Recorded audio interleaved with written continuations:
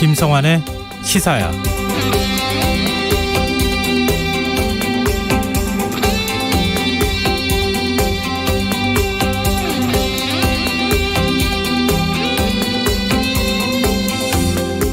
안녕하십니까. 시사평론가 김성환입니다.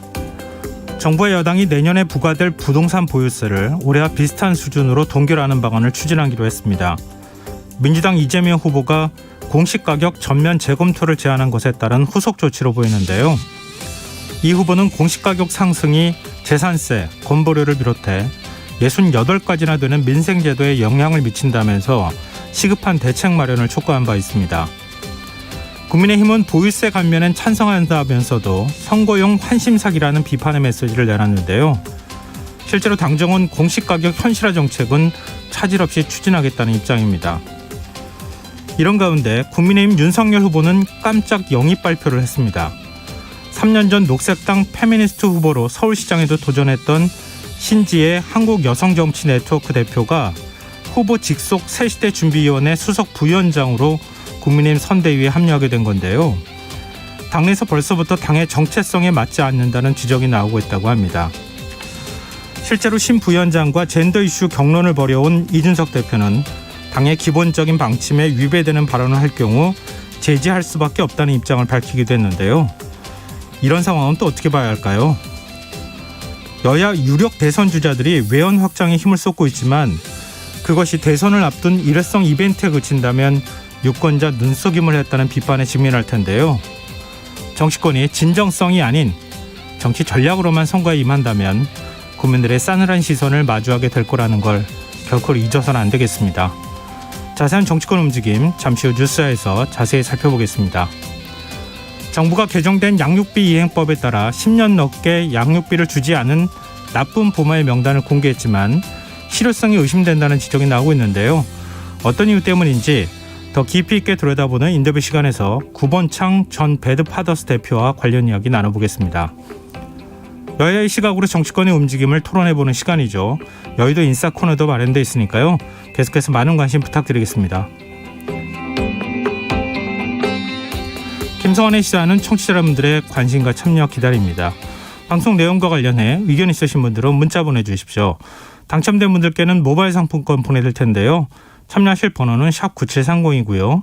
짧은 문자는 50원, 긴 문자는 100원의 이용료가 부과됩니다. 콩 게시판을 통해서도 무료로 참여하실 수 있고요. 콩 어플리케이션과 KBS 라디오 유튜브 채널을 통해서도 저희 방송을 실시간으로 시청 또 참여하실 수 있습니다. KBS 라디오 김성환의 시사야. 그럼 지금 시작하겠습니다.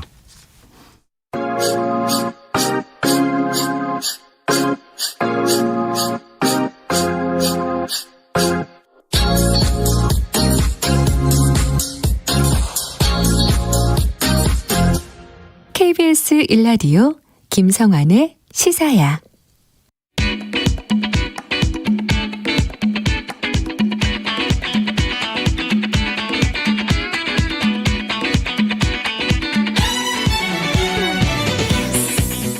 오늘 놓쳤던 뉴스 꼼꼼히 정리해드리는 뉴스야 시간입니다.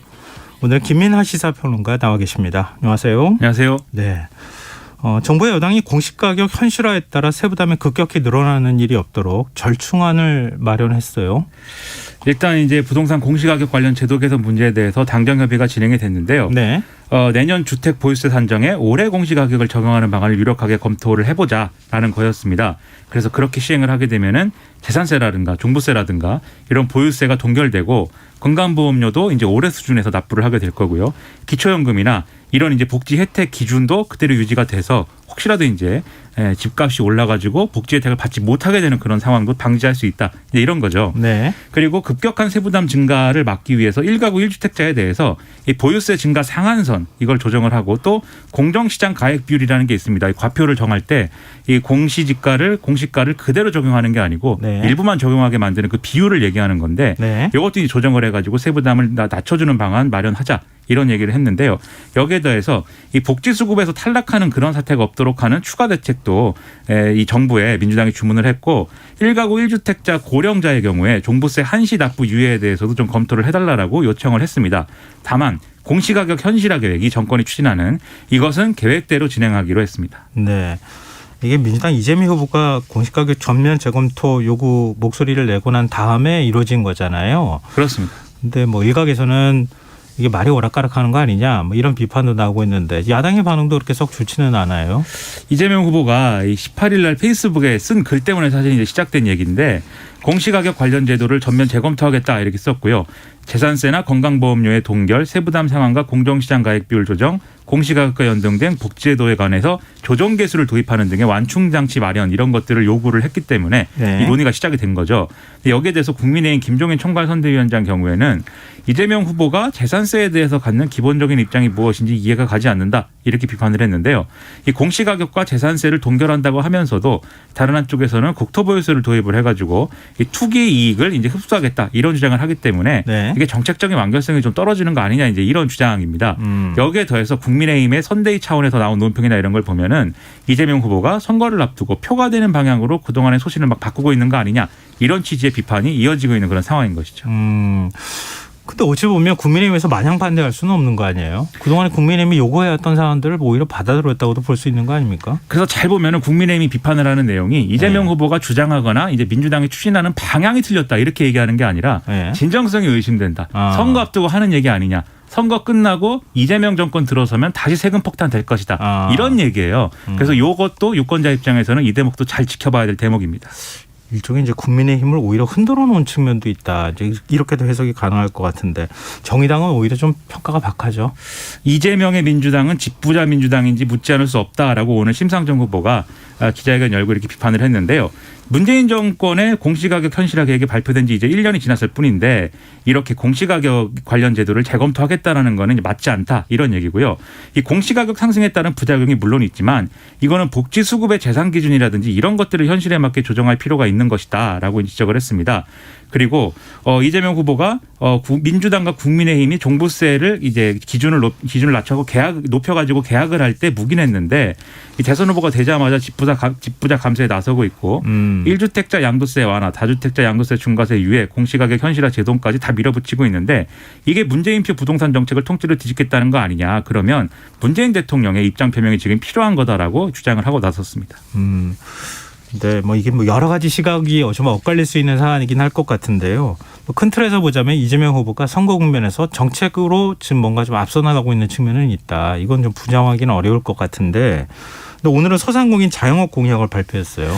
그렇습니다. 이 소상공인 자영업자들의 코로나19 피해 지원과 관련돼서 미국의 급여보호 프로그램을 도입해서 매출과 관계없이 발생하는 임대료와 인건비 등의 고정비 상환을 감면하는 한국형 고정비 상환 감면 대출 제도를 도입하겠다. 이렇게 밝혔고요. 이걸 포함해서 소상공인 자영업자 7대 공약도 발표를 했습니다. 그리고 이제 자영업자 피해 단체와의 간담회에서요. 피해가 발생한 다음에 나중에 채워주는 거는 죽은 후에 음식을 공급하는 것과 비슷하다라고 비유를 했는데요. 네. 즉 부분 보상을 할 게 아니고 완전 보상을 해야 되고 일부가 아니라 전원 보상을 받아야 되고 사후 방식이 아니라 사전 보상으로 금융 지원보다는 재정 지원에 집중하는 게 바람직하다라는 거였습니다. 그리고 이제 방역 지원금 100만 원 지급하고도 지금 정부가 욕먹는 상황인데 이럴 게 아니고 지금 국민의힘 윤석열 후보나 김종인 총괄선대위원장이 각각 50조, 100조 거론했기 때문에 네. 당장 필요한 지원을 할 수 있도록 협의를 해야 된다 이렇게 강조를 했는데요. 이미 민주당은 내부적으로 100조 원 지원을 어떻게 할지 다 계획을 세워놨다라면서 협조가 어렵다면 선거에 이겨서라도 이것을 반드시 추진을 하겠다라고 주장을 했습니다. 100조 지원을 먼저 국민의힘에서 제안했던 거 아니에요? 그렇습니다. 그럼 어떻게 되는 거예요? 국민의힘 쪽에서도 뭔가 반응을 보여야 되는 건가요? 지금 국민의힘이 계속 이제 이어지는 반응은 윤석열 후보는 그 합시다라고 얘기를 합니다. 합시다라고 얘기를 하면서 네. 뭔가 여러 가지 방향 그게 추경이 됐든 뭐가 됐든 협의를 하자라고 얘기를 하는데 지금 또 당 지도부라든지 김종인 위원장이라든지 이런 부분들은 지금 정부에 먼저 여당이 요구를 해서 그 추경안을 내놓도록 하고 그것을 네. 이제 국회에서 뭐 얘기를 해보자 이렇게 네. 접근을 하고 있거든요. 네. 이게 일종의 투트랙이라고 해야 될지 뭐 공넘기기라고 해야 될지 모르겠는데 이게 계속 쳇바퀴처럼 돌아가게 되면은 사실 이게 끝나지 않는 그런 악순환이 될 것이기 때문에 네. 누군가는 중간에 끊어야 되고 그 역할을 누가 하느냐가 제가 볼 때는 또 진정성을 증명하는 길이기도 합니다. 그래서 이재명 후보도 당 지도부에다가 사실 요구할 필요도 있어요. 추경을 정부에 요구하자. 그리고 일부 그런 얘기도 지금 하고 있거든요. 네. 유권자들이 아마 판단을 할 겁니다. 공식과 현실화율 조정 문제처럼 당정협의가 바로 뒤따르는 그렇습니다. 이런 식의 후속 조치가 필요하지 않겠느냐. 그래야 진정성을 국민들한테 인정받을 것이다 이런 지적하셨는데 그럼 제3지대 후보들은 어떤 입장입니까? 제3지대 후보들도 이 문제에 대해서는 거의 이제 공통된 방향으로 얘기를 하고 있습니다. 지금보다 지원 늘려야 되고 실질적인 보상이 이루어져야 된다라는 취지의 주장을 이 목소리를 높이고 있는 건데요. 네. 가령 이 경제부총리를 지낸 김동연 이 새로운 물결의 대통령 후보의 경우에는 3자 회동을 제안했습니다. 이 3자라는 것은 이재명 후보, 윤석열 후보 그리고 자신을 말하는데요. 그러니까 다른 제3지대 후보들은 안 불러도 되는 모양입니다. 3자 네. 긴급회동 이거를 열어가지고 네. 재원 확보를 위한 이 예산 구조조정과 손실보상금 지원 방안을 논의를 하고 발표를 하자라고 지금 제안을 했는데요. 네. 그럼 재원 확보는 어떻게 할 것이냐? 아무래도 경제부총리 출신이니까 이게 좀 궁금합니다. 뭐라고 했냐면 이미 국회를 통과해서 확정된 2022년 예산 범위 내에서 가용 재원을 마련하자라는 건데요. 지금 거의 607조 원 중에 재량 기출할 수 있는 이 액수가 300조 원인데 이 중에 10%만 구조조정해도 30조 원이 마련이 된다. 그래서 이걸 일단 활용하고 만약에 30조 원을 넘기게 되면은 이 국채 발행이 불가피해진다고 할 수 있는데 그게 아니라 SOC 예산이나 지역구 예산을 동결을 하면은 예. 재정 건전성을 해치지 않는 범위 내에서 지출이 가능하다. 이렇게 주장을 하고 있는 그런 상황이고요. 네. 정의당 심상정 후보도 오늘 이렇게 주장을 했습니다. 손실보상은 선보상 후 정산의 원칙에 따라서 실제 손실만큼 제대로 이루어져야 된다.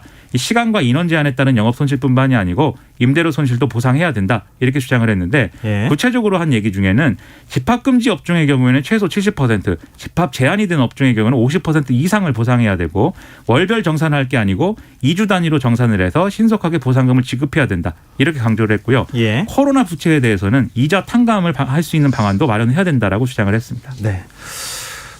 그리고 국민의힘 윤석열 후보 배우자 학력과 관련해서 일형 문제와 관련해서 계속 그동안에 공세를 받아오지 않았습니까? 그런데 그렇습니다. 오늘 안보 양보에 나섰어요. 두 후보 모두 이제 정책적인 부분에 힘을 실으면서 이제 가족 리스크에서 좀 빠져나오는 듯한 그런 모습인데요. 네. 강원도 철원 군부대를 방문을 했고 이 페이스북을 통해서 이 방문의 의미나 이런 것들을 사전에 이제 좀 예고를 했습니다. 그래서 직업 군인의 처우와 장교, 부사관 등 초급 간부의 복무 여건을 획기적으로 개선하겠다. 그래서 각종 수당을 현실화하고 지급 체계를 형평성 있게 전면적으로 개편하겠다. 이렇게 약속을 했고요. 또 같은 차원에서 병사 월급을 대폭 인상을 하고 현역병의 국민연금 가입 기간도 군 복무기간 전체로 확대하겠다. 또 군 생활 동안 안전보장보험 가입을 적용하겠다. 이런 약속들을 내놨습니다. 네. 그런가 하면 90년대생 페미니스트로 유명한 정치인 신지혜 씨를 깜짝 영입했어요. 그렇습니다. 오늘 오전에 이 새시대 준비위 수석 부위원장으로 신지혜 한국여성정치네트워크 대표를 영입했다. 이 사실이 이제 공개가 됐는데요. 윤석열 후보는 그 의미에 대해서 이렇게 얘기를 했습니다. 서로 생각이 다른 사람들이 같은 정당 안에 있으면서 결론을 도출해 나가는 민주주의를 실현하는 그런 정당이 우리가 될 거다라는 거였고요. 신지혜 대표가 진보적인 진영에서 활동을 해왔지만 대화를 해보면 국민의힘에 있던 사람들하고 큰 차이 없다. 이렇게 강조를 했는데요. 신지혜 씨가 이거를 긍정적인 의미로 받아들였을지 그거는 좀 미지수인 것 같습니다. 저희 프로그램에도 몇 차례 출연해서 굉장히 진보적인 목소리를 내왔었기 때문에 저도 좀 개인적으로 놀라기도 했는데요. 며칠 전까지만 해도 윤석열 후보 뽑을 수 없다고 얘기를 했습니다. 네. 신재 대표는 어떤 입장 밝혔습니까? 페이스북에 올린 글에서 현 정권과 민주당은 부동산 정책으로 청년들의 미래를 빼앗았고 이 조국 전 장관의 아빠 찬스 사태로 청년들의 최소한의 권리를 강탈했고 박원순, 안희정, 오거돈 전 지자체장들의 성착취로 여성 청년들의 삶을 짓밟았기 때문에 정권 교체가 필요하다라고 강조를 했고요. 네. 기자간담회에서 이재명 후보를 향해서 권력형 성범죄와 2차 가해로 끊임없이 피해자를 공격하는 민주당의 후보이다라고 했고 여성을 살해하고 이 피해자에 대해서 심신미약이라고 변호를 했던 후보이기 때문에 이 민주당이 다시 한번 정권 잡으면 안 되고 이재명 후보도 대통령이 되면 안 된다고 생각한다라고 주장을 했습니다. 당내 반발도 좀 있는 것 같고 시민사회단체 분위기도 조금 안 좋아요.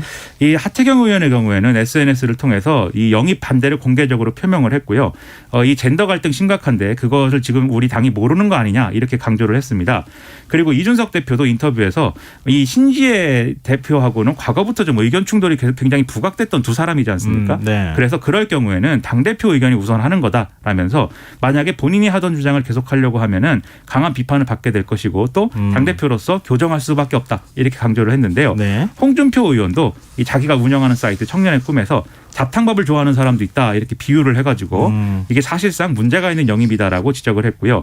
지금 인터넷 커뮤니티에서는 여기에 반발한 20, 30대 남성들이 국민의힘 탈당 인증글을 막 올리고 있는 상황이라고 하는데요. 예. 말씀하셨듯이 진보정당이라든가 시민단체 이런 데서도 지금 반응이 썩 좋지가 않습니다. 그래서 이제 정의당의 경우에는 지금 불과 일주일 전만 해도 국민의힘의 N번방 방지법 재개정 주장에 대해 비판해왔던 신지혜 대표인데 지금 배신의 정치도 속도전으로 하는 것이냐라면서 굉장히 가혹하게 비판을 했고 또 신지혜 씨 본인이 속했던 한국여성정치네트워크의 경우에는 사전에 논의된 바 없는 결정이고 조직적인 입장하고 그거는 무관한 일이다라면서 후속 조치를 예고하고 있는 그런 상황이고 다른 여성 단체들 시민단체들도 마찬가지로 부적절한 행보다라는 비판을 내놓고 있습니다. 네, 알겠습니다. 오늘 뉴스와 여기까지 하겠습니다. 지금까지 김민하 시사평론가였습니다. 고맙습니다. 고맙습니다.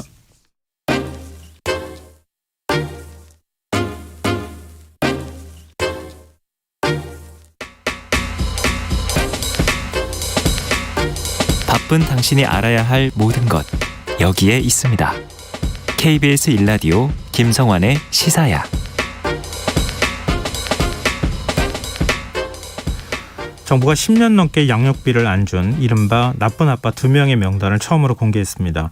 이름과 생년월일은 물론 직업과 근무지 등이 여성가족부 홈페이지에 올라왔지만 얼굴 사진은 공개 대상에서 빠졌는데요.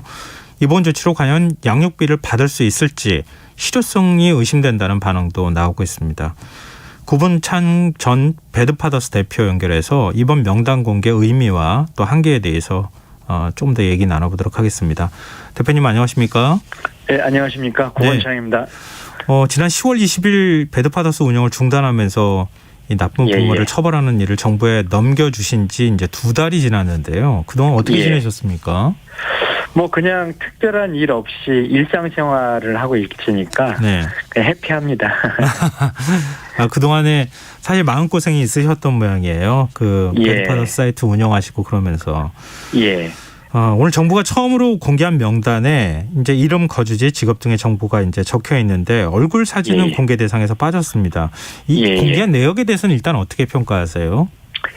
지금 그 이름하고 나이가 공개됐잖아요. 그런데 동명이인이 많아요. 동명이인이 많기 때문에 미지급자가 누구인지 특정이 안 됩니다. 그다음에 거주지 주소를 도로명까지 적었거든요. 그리고 직업을 회사원 이렇게 적었거든요. 그런데 그 도로명 주소 예를 들어 금단로길 25번 길 이렇게 나오면은 그 안에 회사가 많습니다. 또 직업이 회사원이라고 하면은 그냥 회사원이라고만 적어놓으면 이 사람이 누구인지 추측조차 불가능해요. 그러니까 이름과 나이는 동명이인이 많고 그다음에 도로명 주소는 거주지, 그러니까 주거지, 그러니까 직장 근무지 있잖아요. 그 안에 직장이 많고 회사원 이렇게 해버리면 이 사람이 누군지 알 수가 없단 말입니다. 그러니까 이거는 결국 실효성이 거의 1도 없고요. 그래서 이건 단지 그냥 양육자들에 대한 희망 고문일 뿐이라고 생각됩니다. 좀 이제 평가가 별로 좋지 않으신데요. 말씀해 주신 거 보니까. 신원이 공개되지 않기 때문에 과연 양육비를 지급하라는 일종의 압박적 성격을 갖고 있는 거 아닙니까? 그런 효과가 떨어질 수밖에 없다 이렇게 지적해 주셨는데요.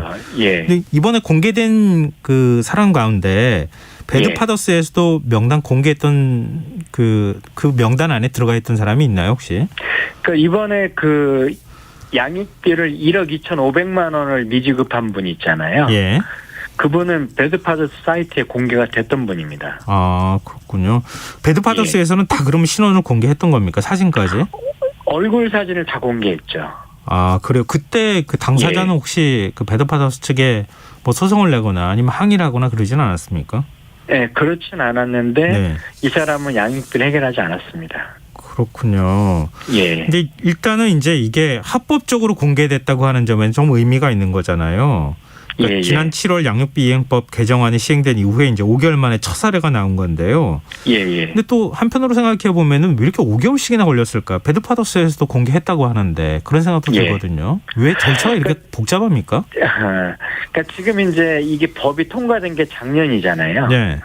그리고 시행된 게 운전면허 정지는 2월부터 시행됐고, 그다음에 이제 이런 나머지 것들은 7월부터 이제 시행이 됐는데 지금 2명밖에 안 되잖아요. 이게 왜 그러냐면은요. 신상 공개하려고 하면은 우선 감치 판결을 받아야 됩니다. 근데 감치 판결을 받기까지 2년 걸려요. 2년요? 예. 그러니까 감치 판결을 받으려고 하면은 예. 이행명령 소송을 해야 되고요. 예. 그다음 이행명령 소송을 거쳐서 감치명령 소송을 해야 되거든요. 예. 그럼 이 기간이 거의 2년이 걸립니다. 그러다 보니까 이렇게 절차 이렇게 복잡하다 보니까 네. 이렇게 6월 7월부터 시행이 됐지만 이게 지금 미지급자 신청한 게 지금 2명밖에 안 되는 거죠. 근데 지금 청취자분들 이해를 돕기 위해서 감치 판결이라는 게 어떤 조치인지 왜 이렇게 오랫동안 걸리는 건 오랜 시간이 걸리는 건지 설명을 좀 더 자세히 해 주십시오. 예를 들어서 이혼할 때 양육비를 얼마 주라고 판사가 판결을 했습니다. 네. 그런데 그걸 지급을 안 하잖아요. 예. 그러면은 그 판결을 이행하라고 이행명령을 소송을 해야 돼요. 네. 그리고 판사가 자, 양육비를 갖다가 뭐 예를 들어 10개월 동안 분할해서 300만 원씩 10개월 줘라 이렇게 판결을 내리잖아요. 예. 그런데 그 판결을 또 안 지켜요. 예. 그러면 그게 3개월 동안 판결을 대로 지급을 안 하면 그때 감치명령 소송이라는 걸 하거든요. 네.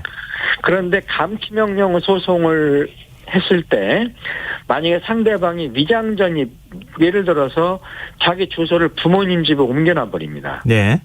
그럼 소송 진행이 안 돼요. 예. 한참 걸리거든요. 네.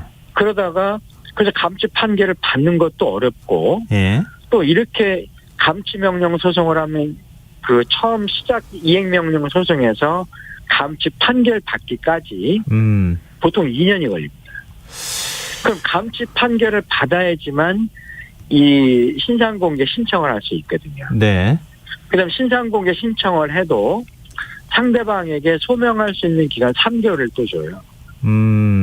그러니까 실제로 그 양육자들이 양육비 피해자들이 신상공개를 신청하기까지는 보통 2년 3개월 걸리는 거죠. 그러다 보니까 이게 지금 2명밖에 안 된 겁니다. 지금. 근데 그 양육비라는 게 사실은 굉장히 시급한 거잖아요. 당장 아이한테 그렇죠. 돈은 들어가고 그러는데 2년씩이나 걸리면은. 예. 근데 이게 과연 얼마나 효과가 있을까? 물론 이제 압박하는 효과는 있을 수는 있겠지만 너무 늦지 않나 이런 생각은 드는데요. 근데 지금 해외는 어떻습니까? 해외에서는요. 현재 OECD 국가들 중에서 있잖아요. 예. 양육비 미지급을 아동학대 범죄로 간주하지 않는 나라는 대한민국이 유일합니다. 그러니까 OECD 국가들 대부분이 양육비 미지급자에 대해서 처벌이 엄격해요. 예. 예를 들어서 미국은 막 주마다 좀 다른데 미국의 어떤 주에서는 예를 들어서 양육비를 갖다 지급하지 않잖아요. 예. 그럼 의사 면허를 박탈시킵니다. 변호사 면허도 박탈시켜버리고. 네. 그런데 한국은 그 선진국들에 비하면 처벌이 굉장히 낮죠. 또 처벌의 정도가 약하다 보니까 실효성이 떨어지는 거고요. 네.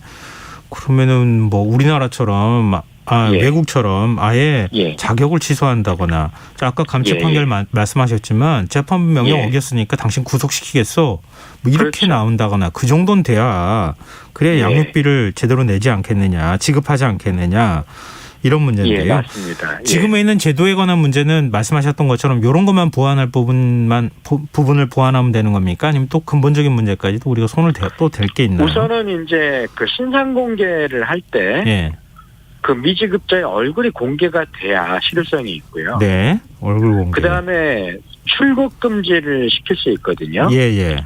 근데 이것도 금액이 5천만 원 이상이에요.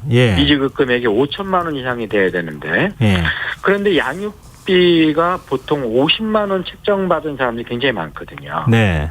평균적으로. 그럼 50만 원이면 1년이면 600이잖아요. 예.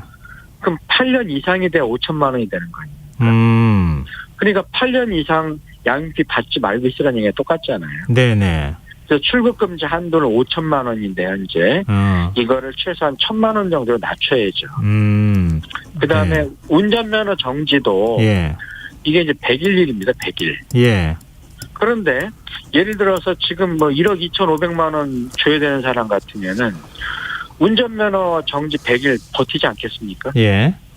예, 그러니까 운전면허 정지도 이걸 갖다 뭐 100일 이렇게 할 게 아니라 예. 실제로 미지급을 해결할 때까지는 운전면허를 취소한다든지 이런 식의 조치를 취해야죠. 네, 알겠습니다. 네, 그리고 네. 더 중요한 거는 절차가 간소화돼야 됩니다. 왜냐하면 네네. 감치 판결까지 가는데 2년 걸리잖아요. 네네네. 그럼 양육자들이 아이를 키우면서 돈도 벌어야 되잖아요. 그렇죠. 근데 네. 소송까지 2년 동안 이렇게 하게 하면은 이거는 양육자들이 결국 포기할 수밖에 없는 거죠. 네, 알겠습니다. 아직 보완할 부분들이 많다 이렇게 지적을 해주셨네요. 예, 오늘 말씀 고맙습니다. 네, 고맙습니다. 네, 지금까지 배드파더스 구본창 전 대표였습니다.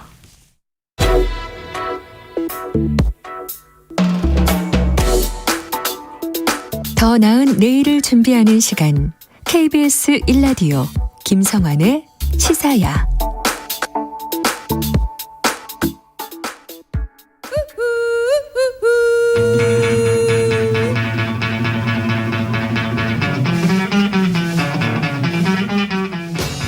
정치인의 눈으로 여의도 국회 움직임을 통찰력 있게 꿰뚫어보는 시간입니다. 여의도 인사이트, 줄여서 여의도 인싸인데요. 민주당 신경민 전 의원 자리하셨습니다. 안녕하세요. 네, 안녕하십니까. 예, 국민의힘 선대위 상황 1실장인 오신환 전 의원 나오셨습니다. 안녕하세요. 네, 안녕하세요. 네, 대선이 80일도 채 남지 않았어요. 진짜 시간이 막 총알처럼 지나가는 거 아니 많이 남았다고도 할 수 있겠지만 총알처럼 지나간다는 생각도 드는데요. 지금 이런 시점에서 여야 유력 대선 주자들, 뭐 이제 그 민주당, 국민의힘 양당 대선 주자들이 가족 리스크에 휩싸였습니다. 일단 뭐 다 사과를 하긴 했는데요. 이재명 후보, 윤석열 후보 다 마찬가지로. 근데 논란은 좀 잘 해소가 안 되는 것 같아요. 혹시 이런 움직임 상황에 대해서 어떻게 평가하시는지 간단하게 말씀 듣고 좀 더 세부적으로 얘기를 나누면 어떨까 싶어요. 어떤 부분부터 말씀해 주시겠습니까? 선뜻 말씀 안 해주시는데요. 먼저 시작을 먼저 얘기할게요. 네네. 두 가지 이 케이스가 다 좀 복잡해서요. 예. 예, 왜 그러냐면은 지금 이 후보 아들의 경우에는 도박 문제하고 지금 성매매 문제가 있는데 예. 도박 문제는 수사를 하면 비교적 전모가 거의 많이 나올 수 있는데 성매매 문제는 수사 자체가 매우 어렵습니다. 은밀하게 이루어지는 거고요. 이 증언이 나오기가 굉장히 어렵거든요. 예. 그러고 이제 윤 후보 부인의 경우에는 지금 뭐 복잡하게 전개가 되는데 이건 뭐 만약에 수사를 지금 뭐 시효가 지난 것도 있고 안 지난 것도 있고 그러지만 다시 이걸 쓴 시점으로 보면 시효가 안 지난 것들이 대부분 많기 때문에 이걸 만약에 수사를 한다 그러면은 이건 쉽게 나올 수 있는 사안이에요. 그렇게 어렵지 않은 사안입니다. 네. 그런데 지금 뭐 수사를 하겠죠. 뭐 누군가는 또 고발을 할 테니까요. 이 고발을 하려고 준비하는 분들이 굉장히 많기 때문에 할 텐데 지금 이제 80일이 안 남은 상황에서 이 두 가지 사안이 다 수사가 진행될 수 있을까? 그게 좀 대단히 회의적이죠. 그런 점으로 봐서는 정치적으로 일단 사과를 언제 어떻게 하느냐라는 게 굉장히 중요합니다. 네네.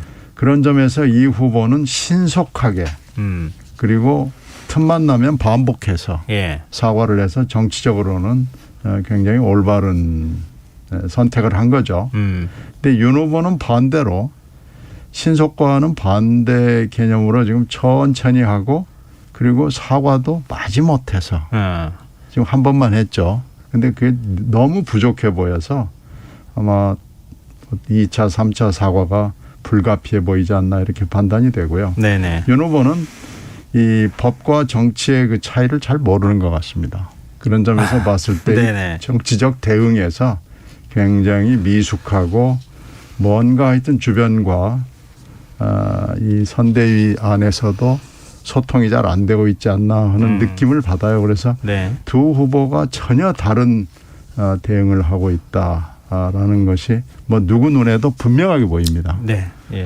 오신환 전 의원님 어떻게 보십니까? 일단 먼저 뭐 우리가 대통령 선거를 미래의 선택이라고 하잖아요.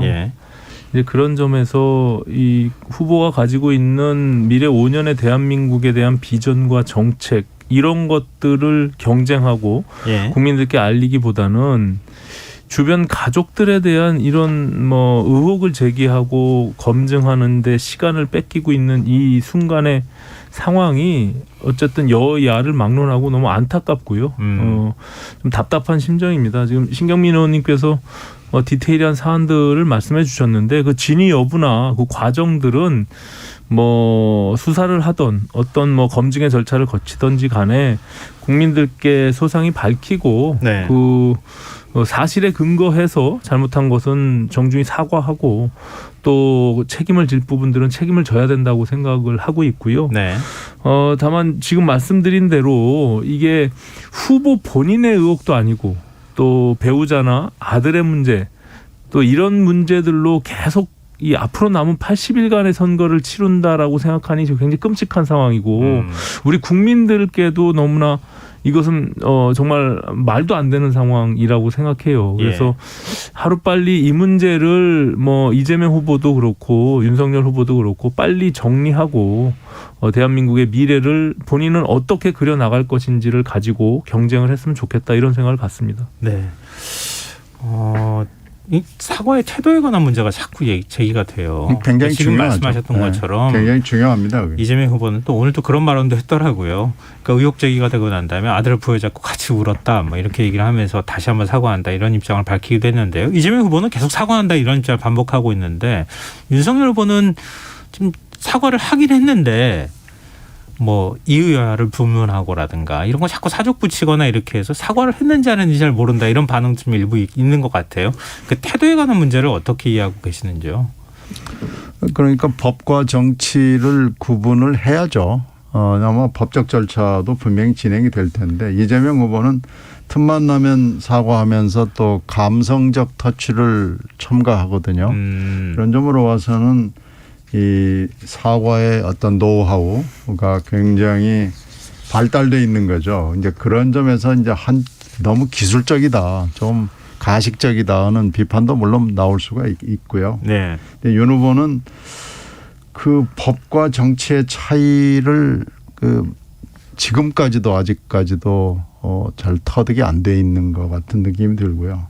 또 하나는 지금 금방 오 의원이 말씀하신 이런 문제들은 분명히 있는데 우리가 사실 이 문제에 대해서 예상을 못했던 건 아닙니다.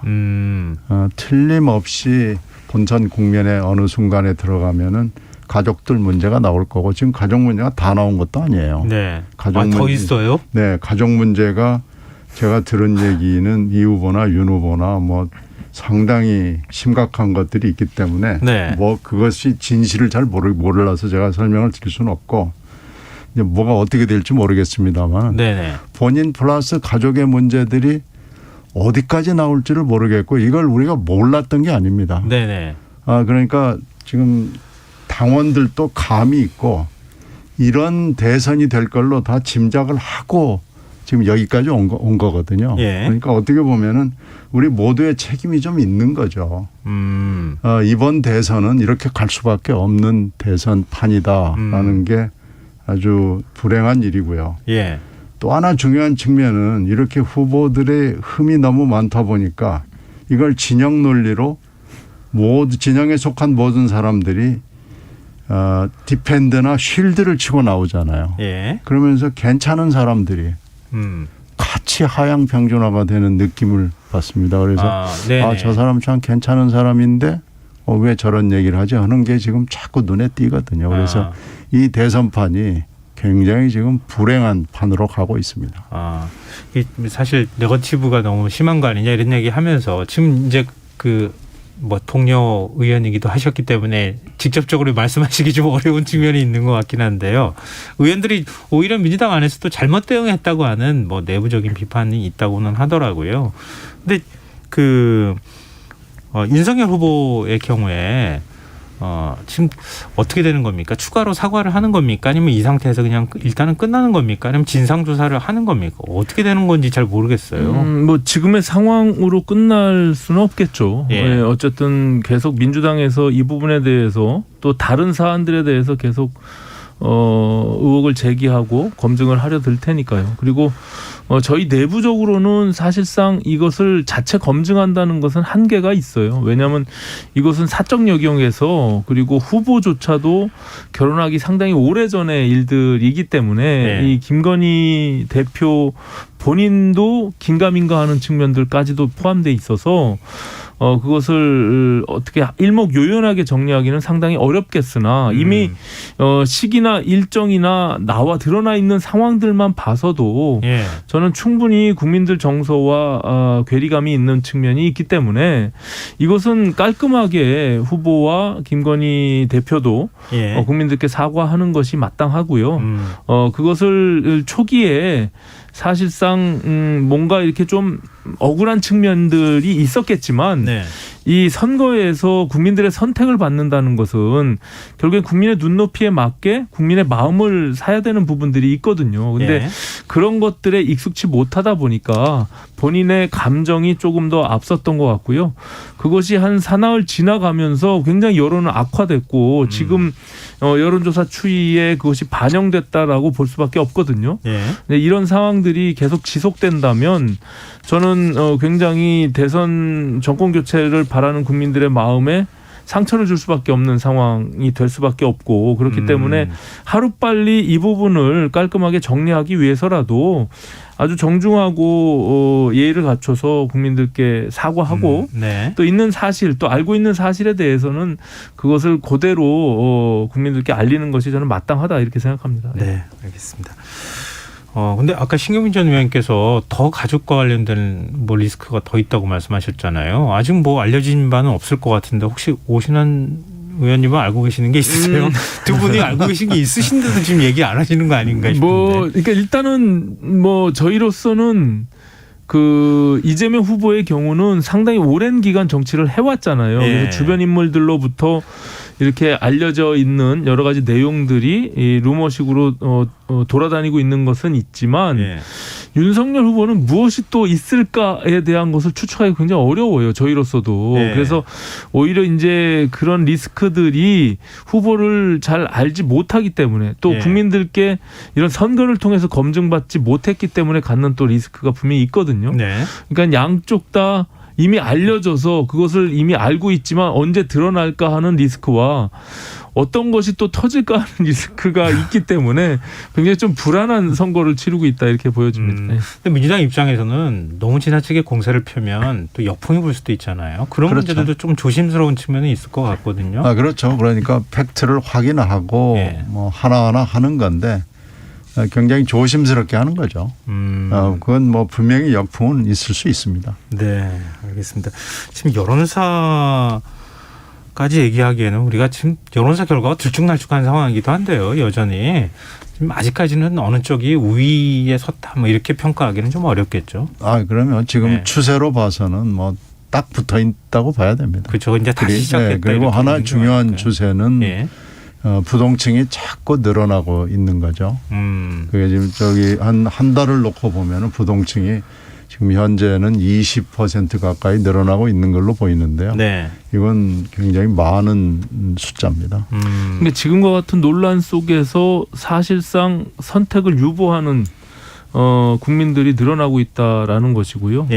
그리고 이것이 어떻게 보면 정치 혐오와 같이 아까 말씀드린 대로 우리 대한민국의 미래를 선택하기보다는 과거를 검증해내면서 거기에 매몰돼 있고 또다시 역사가 후퇴하는 거 아니냐 이런 우려들을 갖고 있는 것 같아요. 그래서 저는 이 차제에 이런 부분들을 좀 뒤로 하고 여야가 왜냐하면 이제 민주당의 입장에서는 윤석열 후보가 갖고 있었던 공정과 정의의 상징을 깨기 위해서 이것을 더욱더 강하게 이제 드라이브를 거는 것 같은 느낌이 들고요. 또 본인이 가지고 있는 이미 국민들께 알려져 있는 많은 흠결들이 있었잖아요. 도덕성에 대해서. 이제 그런 것들을 커버해내면서 본인은 그래도 정치적 경험이나 일했던 경험들을 가지고 그것을 여러 가지 경쟁 우위에 있다라는 것을 알리고 싶은 욕심이 있겠지만 저는 결과적으로 보면 앞서 말씀하신 대로 이것이 또 다른 역풍이 불 수 있는 것들도 분명히 있거든요. 정치는. 그렇기 때문에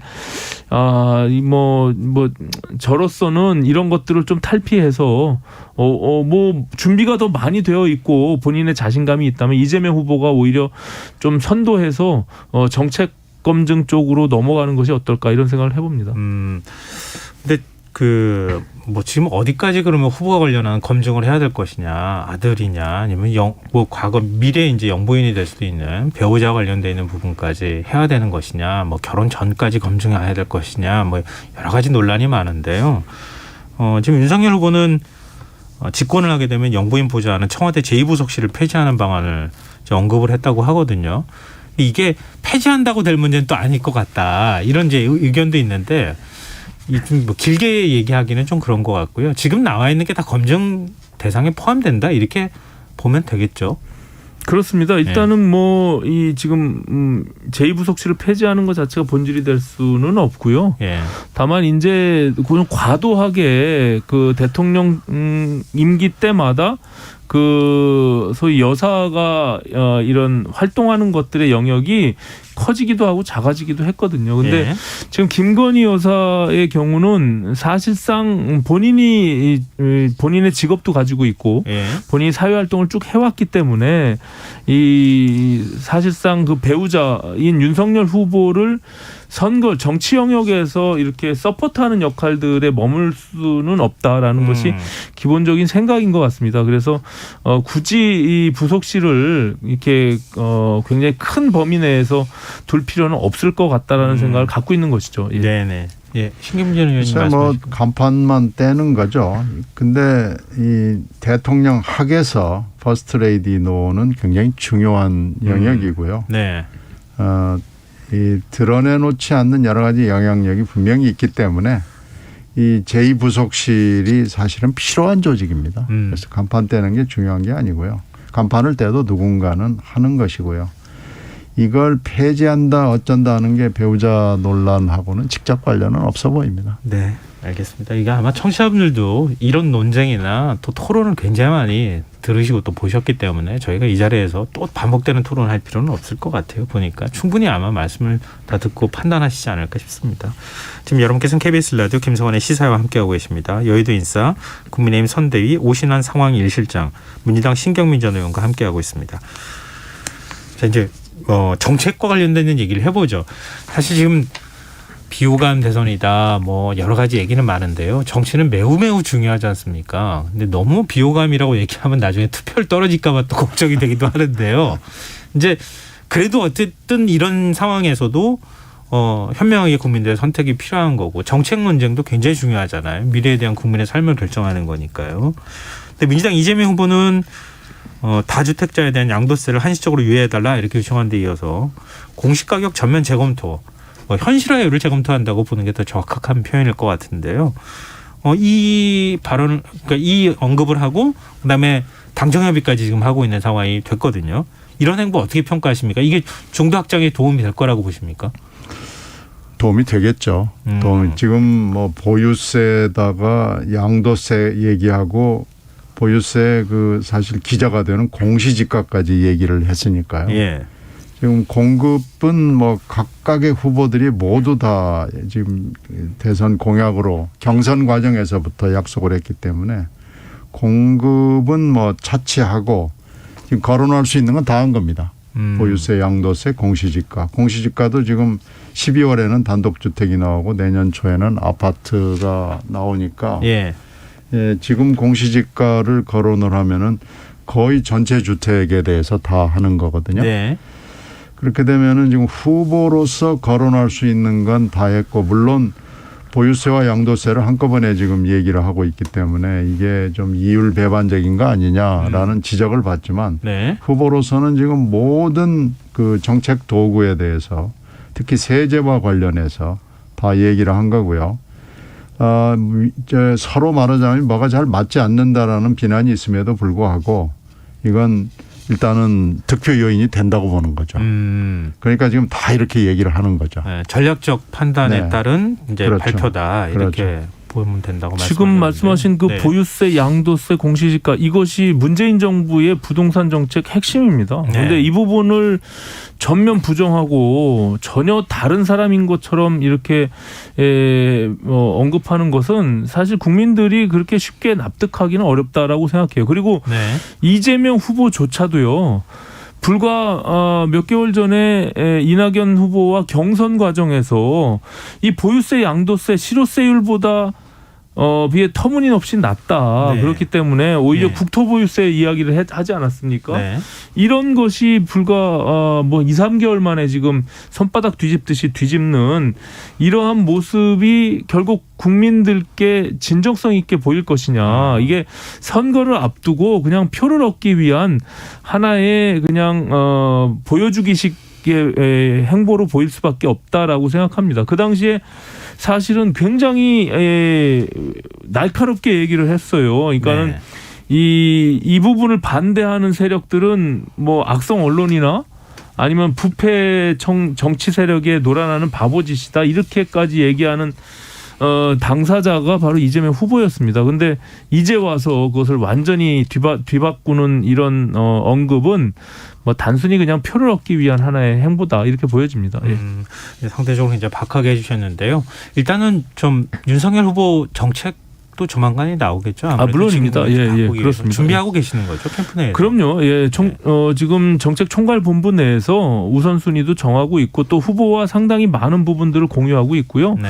그리고 지난 경선 과정에서 이미 토론들을 통해서 윤석열 후보가 가지고 있었던 정책들을 많이 발표했습니다. 네. 다만 이것을 이제 선대위가 공식 출범하고 다시 재정리하는 그런 시간들을 갖고 있다 이렇게 보시면 되겠습니다. 네. 혹시 반박이 있으시면 하시고 아니면은 다음 주제로 넘어가겠습니다. 네, 아니 뭐 이제 해야죠. 이제 앞으로 이런 문제들 포함해서 네. 뭐 엄청나게 많은 토론들을 기대합니다. 네, 알겠습니다. 자, 이제 그 국민의힘 얘기 하나 좀 안 할 수가 없는데요. 신재 한국 여성정치 네트워크 대표를 영입을 했어요. 선대위에서. 이것 때문에 오늘 아마 이 소식이 제일 많은 관심을 모았던 거 아닌가 싶어요. 인터넷을 봐도 뭐 제일 많이 기사 읽고 댓글도 제일 많고 뭐 이런 소식으로 올라와 있던데요. 이 평가는 좀 엇갈리는 것 같습니다. 보니까 시민사회 쪽이나 이런 데 평가는 좀 박하게 나올 수는 있다 하더라도 국민의당 내부에서조차 지금 평가가 엇갈리는 것 어떻게 봐야 될까요? 그러니까 정치인 신지혜 대표의 그동안의 행보에 비해서는 사실 저도 굉장히 좀 쇼킹한 일이었고요. 네. 물론 이제 외곽 조직인 그 새시대 준비위원회에 김한길 대표가 이제 영입을 하게 됐는데 네. 어쨌든 윤석열 후보를 지지하는 그 활동에 신지혜 대표가 동참하게 된 거란 말이죠. 근데 저는 2030 여성표를 뭐 신지혜 대표가 대거 무슨 팬덤으로 그것을 끌고 올 수 있다 이렇게 생각하지는 않고요. 네. 다만 윤석열 후보가 갖고 있는 여러 가지 그 스펙트럼 자체를 굉장히 이렇게 확장적으로 보일 수 있는 그런 측면에서는 포용성과 또 통합의 정치를 하겠다라고 하는 측면에서는 충분히 의미가 있는 그런 영입 인사다 이렇게 생각을 합니다. 네. 다만 이제 이게 어떻게 보면은 내부에서 약간 이렇게 좀 잡탕스럽게 막 뒤섞여 보일 수는 있는 측면이 있는데요. 네. 오히려 그것을 좀 잘 선대위가 잘 활용을 해서 이게 어떻게 보면 더 넓은 스펙트럼으로 국민들께 선보이고 아까 말씀드린 대로 윤석열 후보 자체가 굉장히 유연한 생각을 정치권에 갖고 있습니다. 제가 확인해 본 바로는. 그래서 그런 것들을 좀 더 장점화시키고 또 더 많은 사람들이 함께 선대위에 참여하면서 윤석열 후보가 얘기한 것처럼 정치가 앞으로는 사람이 하는 것이 아니라 함께하는 사람들이 해나가는 그런 그룹으로 비춰진다면 국민들께 좋은 어떤 효과를 내지 않을까 이렇게 생각을 합니다. 보시기에는 어떻습니까? 신기문 전 의원님. 계속 논란이 있겠죠. 네. 김한길 대표가 지금 주도하는 새시대 준비위원회는 국민의힘하고 같이 할 수 없는 사람들을 끌어모으겠다라는 캐치프레이즈를 가지고 있거든요. 그러니까 김한길 대표다운 섭외를 한 걸로 보이고요. 신지혜 대표 본인으로 봐서는 제3지대니 뭐니 그 사이에 페미니즘이니 했던 것들이 뭐라고 그럴까요? 아무 효험이 없었다라는 것을 선언한 거 아닌가 싶고 또 한 가지 제일 중요한 것은 이준석 대표와의 관계 설정이 참 어려워지겠다 하는 그 사이에 두 사람이 했던 그 가시돋친 얘기들 예. 아주 굉장히 날카로운 얘기들을 서로 주고받았는데 이제 하여튼 어찌됐든지 간에 그 같은 지붕 안에 들어간 거 아니겠어요. 네. 그래서 이준석 대표가 참 곤혹스럽겠다 뭐 이런 느낌이 좀 듭니다. 아니 뭐 이준석 대표하고 신재 대표가 저희 프로그램에 나와서 같이 토론을 하기도 했었어요. 근데 네, 잘 알고 있습니다. 아침밥을 먹게 됐는데 이런 상황을 어떻게 봐야 되는가. 아니 근데 뭐 정당이라고 해서 모두가 다 똑같은 생각을 해야 된다고 생각하지는 않고요. 예. 뭐 다른 생각이지만 또 그걸 절충해서 또 국민들께 선보일 수 있는 여건들은 충분히 만들 수 있고요. 예. 또 김한길 대표가 주말에 이준석 대표께 신재 대표 영입에 관련해서 의논을 한 바가 있기 때문에 예. 그 뭐 이준석 대표도 그거는 새시대위원회의 영역에서 할 수 있는 일이다라고 평가를 했고 크게 충돌될 것 같지는 않아요. 다만 이것이 잘 국민들께 아까 말씀드린 대로 헷갈리지 않도록 네. 조금 이렇게 잘 포장을 할 필요는 있겠다 이런 생각을 갖습니다. 글쎄 네. 잘 돼야 할 텐데. 의미심장한 얘기를 지금 잘 될 겁니다. 해주셨는데요. 근데 마지막으로 간단하게 이것만 하나씩 좀 여쭤봤으면 좋겠는데요.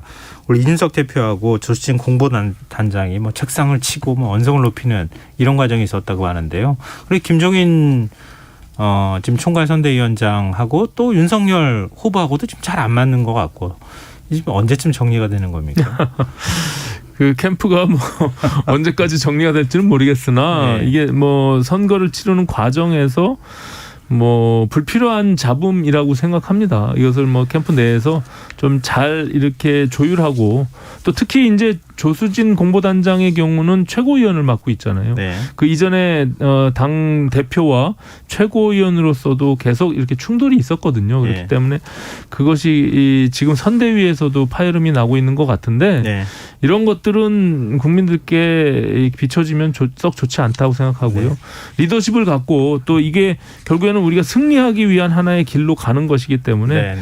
네. 앞으로는 이런 일이 없도록 좀 자제했으면 좋겠습니다. 네. 민주당 선대위도 여쭤봐야 되는데 지금 시간이 얼마 안 남아서 예. 일단 민주당 선대위까지는 제가 질문을 드리기가 어려울 것 같아요. 다음 주에 제가 네. 다시 한번 세부적으로 그 부분에 대해서 얘기 나눠보도록 하겠습니다. 오늘 여의도 인싸 여기까지 하고 마무리하겠습니다. 지금까지 민주당 신경민 전 의원, 국민의힘 오신환 선대위 상황 1실장이었습니다. 두 분 말씀 고맙습니다. 네, 고맙습니다. 감사합니다. KBS 라디오 김성환의 시사 1부 순서는 여기서 마무리하겠습니다. 2부에서는 사건 사고 뉴스 등을 살펴보는 밤참 뉴스 세계이면 순서로 찾아뵙겠습니다. 전 11시 전과 2부에 다시 찾아오겠습니다.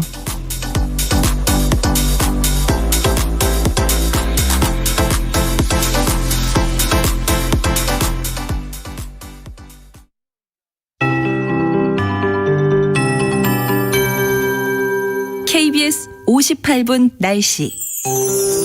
내일 동해안과 경남권은 대체로 맑겠고 그 밖의 지역은 구름 많다가 낮부터 차차 맑